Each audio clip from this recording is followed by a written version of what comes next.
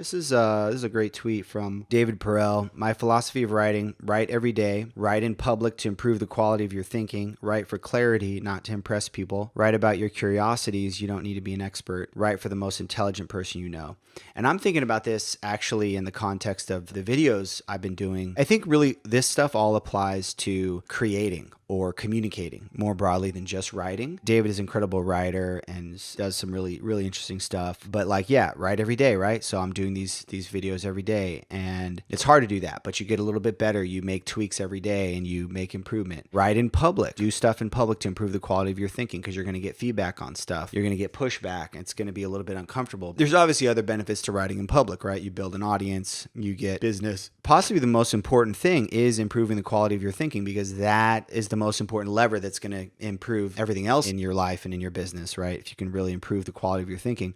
Write for clarity, not to impress people. This is great too. And I'm trying to work on that too in the videos. Try to work on expressing and building those communication skills, whatever medium it's in. If it's written, if it's audio, if it's video. I love this other one. Write about your curiosities. You don't need to be an expert. This is something I struggle with a lot as I started thinking about doing videos on more broad topics, as opposed, previous to this, I've been like, I should just stick to Magento and only e-commerce stuff. And there's definitely a place for that, and focus is important. But I think that over time, as I was a little bit less interested in some of those topics, you can either fake it and pretend to be interested in those topics or try to force yourself, or you can sort of follow the things you're actually interested in and curious about, right? So I talked about the startup podcast in the beginning of this, which is how is that relevant to my, Magento community or e-commerce community?